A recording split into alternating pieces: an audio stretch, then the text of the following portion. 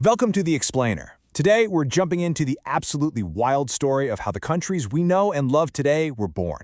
It all started with this explosive idea back in 19th century Europe, an idea that literally redrew the world map.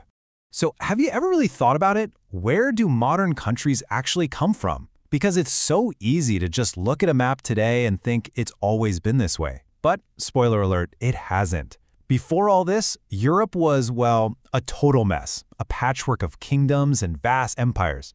And your identity? It wasn't about being French or German. Nope. You were simply the subject of a king. But, people started to dream of something else. Take this incredible print from 1848 by a French artist, Frédéric Sorrieu.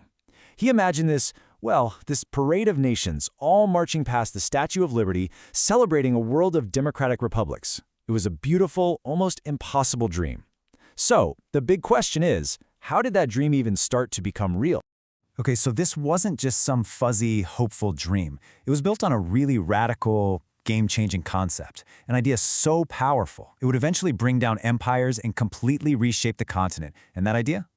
The nation-state. And here's the absolute core of it, the thing that changes everything. This was a massive shift. You go from being a subject of a king to being a citizen of a nation. Think about that. It's a whole new way of seeing yourself and your place in the world. And this comparison right here just lays it all out, doesn't it? On one side, you've got the old world, the dynastic empire. A king rules over a bunch of different people who have basically nothing in common. Your loyalty is to him. But on the other side, you have this brand new idea, the nation-state. Here, the citizens are in charge, united by a shared culture and history. Your loyalty is to the nation itself. It's a total showdown between two worlds. An idea like this, though, it can't just stay an idea on paper. It needs a spark, right?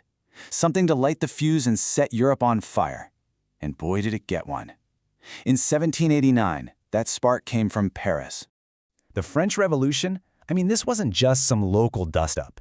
It was the first real-world test drive for building a nation of citizens.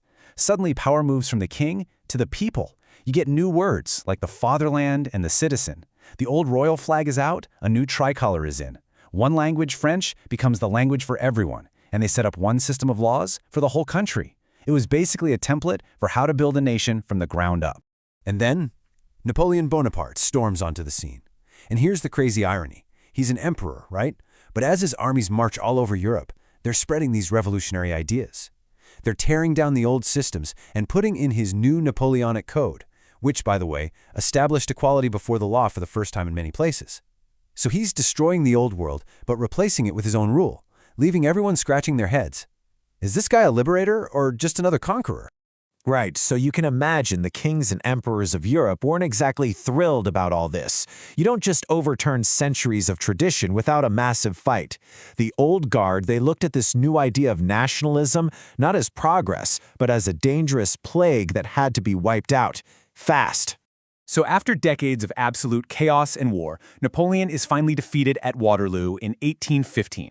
For the old powers, this was their big chance, their moment to hit the rewind button, turn back the clock, and crush this pesky new idea of the nation once and for all. So all the winners, Austria, Prussia, Russia, they all get together at what's called the Congress of Vienna. The guy running the show is this super conservative Austrian chancellor, Duke Metternich. And their plan was brutally simple. Let's pretend the last 25 years never happened. We're going to restore the monarchies Napoleon kicked out and put this whole nationalism genie back in the bottle. But, as those old empires were about to find out, you can defeat an army on the battlefield, sure, but killing an idea? That's a whole different ballgame. Because the dream of a nation-state, that desire for people to rule themselves, it just refused to die. And, honestly, Metternich knew it. He had this famous saying, "When France sneezes, the rest of Europe catches a cold." And he was spot on. All through the 1830s and 1840s, new revolutions kept popping up, inspired by what happened in France. It was proof that the spirit of nationalism was very, very much alive and kicking. Since open rebellion was getting stamped out, the revolutionaries had to get creative. They went underground, forming these secret societies to keep the dream alive and plot against the conservative order. And probably the most famous one was a group called Young Italy, founded by a guy named Giuseppe Mazzini, who had this passionate vision for a single, unified Italian republic. Think about how threatening this was. Metternich himself called Mazzini the most dangerous enemy of our social order. I mean, that tells you everything, right? Just how terrified the old monarchies were of this idea of a unified nation of citizens. The nationalists also had a eureka moment. They realized this fight wasn't just about politics and armies, it was about winning hearts and minds. So a cultural movement, Romanticism, really took off. It was all about using art, poetry, folk music, and old stories to create that feeling of a shared past, a shared identity, a kind of collective soul for the nation. And what's so clever here is how they use symbols to get the message across. It was a visual language everyone could understand. So you see things like broken chains, that obviously means freedom. A crown of oak leaves stood for heroism. A sword meant you were ready to fight. It was a brilliant way to communicate these huge ideas to everyone, even people who couldn't read. Okay, so the idea is alive, it's spreading through culture, it's bubbling up from secret societies. The stage is officially set for the final dramatic act. This is where the dream of the nation-state is no longer just a dream, it's forged into reality, in the fires of war and diplomacy. When we talk about the actual building of Italy and Germany, it really comes down to these four key players.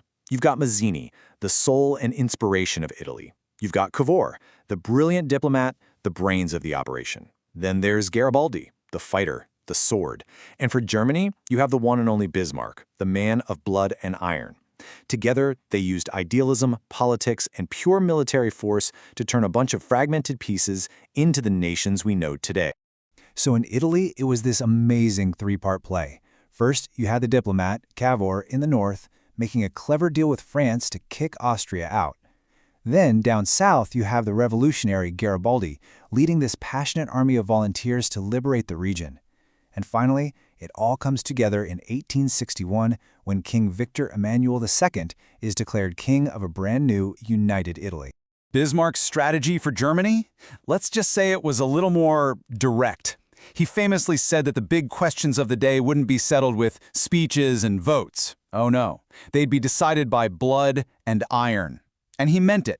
Over 7 years, he masterminded 3 short, decisive wars. And in 1871, in the Palace of Versailles, of all places, the Prussian king was crowned the emperor of a new, unified Germany. So, there you have it. That beautiful dream of the artist Sorrieu, it kind of came true, right? Nations were born, people were united. A happy ending for everyone? Well, was it really that simple? Because here's the dark twist. That incredibly powerful force of nationalism that united Germany and Italy, it started to change. It became something more aggressive. In places like the Balkans, it turned into this intense rivalry. New nations started competing for land and power, pulling the big empires into their fights and turning the whole region into a tinderbox, one that would eventually explode into World War I. Which leaves us with this huge, unsettling question. A question that was born in the 19th century, but let's be honest, we are still dealing with it today. Can an idea that is powerful enough to unite a people, to create a nation, also be the very thing that tears them and the world apart